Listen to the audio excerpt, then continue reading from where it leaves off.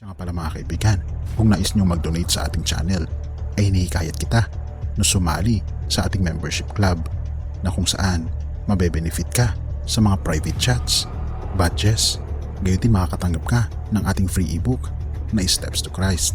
Ito ang isa sa mga pinakasikat na anti-stress na libro sa buong mundo ngayon. Salamat kaibigan sa inyong pagsuporta sa pag-join sa ating membership. At balik tayo sa ating topiko.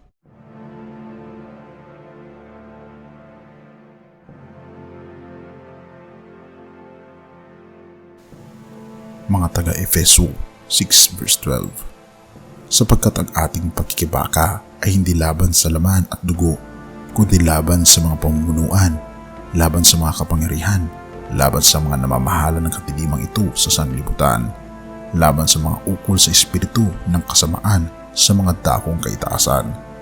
Ang Efeso chapter 6 verse 12 ay isang susi sa napakalaki at importanteng lesson na makukuha natin na binabanggit ni Pablo. Ito ay patungkol sa ating mga spiritual battles sa huling kapanahunan. At ang mga Kristiyano ay kailangang makakonek sa mensahe ni Apostol Pablo sapagkat ang ating mundo ay nagbabago. Ang ating pag-iisip ay kailangang matransform at matouch ang mga spiritual world na binabanggit ni Apostol Pablo. At kung ating makikita, binabanggit ni Apostol Pablo na tayo ay nag-i-struggle lalong higit sa kapanahunan natin ngayon. Lumalakas ang spiritual forces ng kadiliman at dahil dito, mas kailangan natin na kumapit na mas maigpit sa ating pananampalataya sa ating Panginoong Jesucristo. Lagi nating tatandaan na ang pang-araw-araw na problema at mga challenges ay ito ay nagbibigay ng involvement para makita natin at matouch natin na tayo ay nasa spiritual battles na binabanggit ni Apostol Pablo na ang alam ng iba, walang battle o walang paglalaban ng mabuti at masama sa ating pagkatao. Ngunit kung tayo ay nanampalataya na, mapapansin natin na tila baga lalong humihirap ang spiritual battles natin araw-araw. Kaya naman hindi maitatanggi na tayo ay nasa spiritual war. Minsan, nakikita lamang natin ang mga challenges sa buhay, ngunit hindi natin nakikita ang mas malalim na spiritual na battle na kailangan natin i-conquer araw-araw. At kailangan natin maging handa at maging alerto at ipanalangin natin ang pagkaunawa upang lumalim ang ating pananampalataya sa ating Panginoong Diyos at ma-appreciate natin ang mensahe ni Apostol Pablo upang tayo ay maging mas malakas at matibay habang tayo ay papalapit na sa pagdating ng ating Panginoong Jesucristo. At ang battle na ito ay nangyayari na sa ating mundo. Araw-araw, whether nare-realize natin ito or hindi, tayo ay nasa matinding digmaan at ang struggles na ito ay nagbibigay sa atin ng worldly problems upang tayo ay hilain, papalayo sa ating Panginoong Diyos.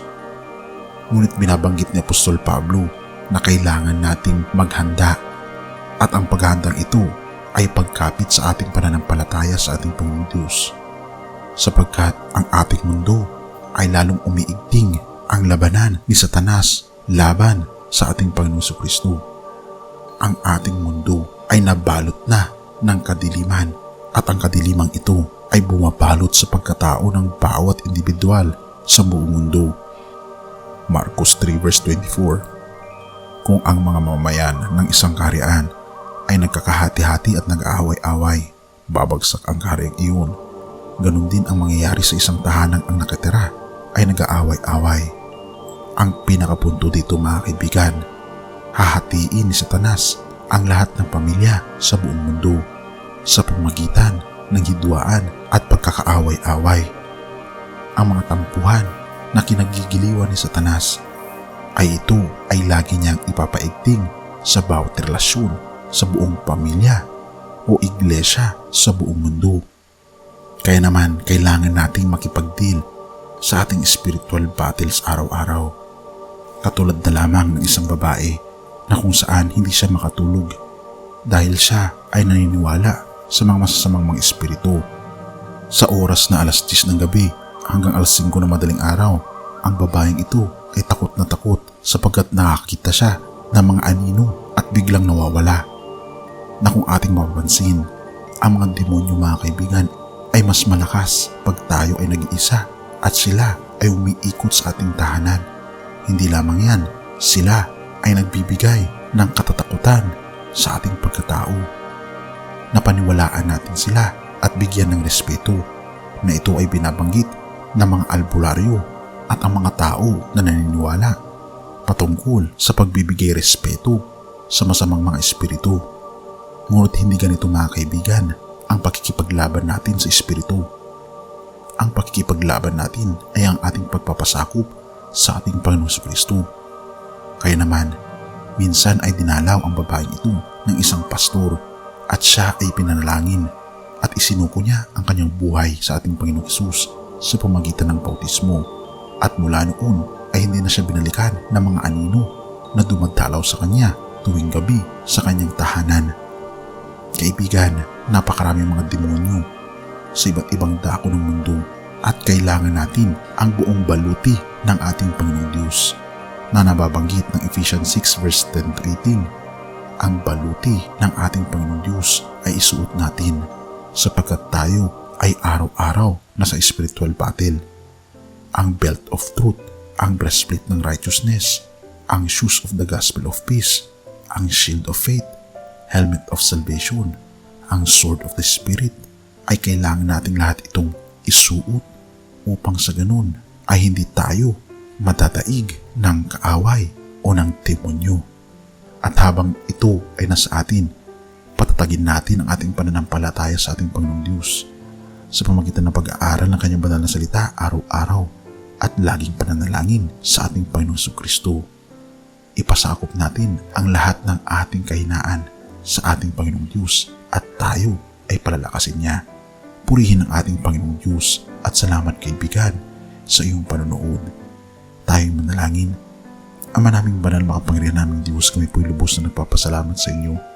Wala po kaming ibang magagawa, Panginoon, kung hindi niyo po kami bibigyan ng kalakasan. Turuan kami, Panginoon, na isuot ang baluti, ang armor ng aming Panginoong Diyos, upang sa ganoon ay matalo po namin sa pamagitan ng inyong lakas ang kaaway o ang demonyo. Salamat, Panginoon, sa patuloy na pag-aalaga sa amin at patuloy niyo po kaming bigyan ng kalakasan sa pamagitan ng aming Panginoong Kristo. Patawarin po kami sa lahat ng aming pagkukulang at pagkakasala, pagkat ito ay aming samot hiling sa matamis na pangalan ng aming Panginoong Hesus. Amen.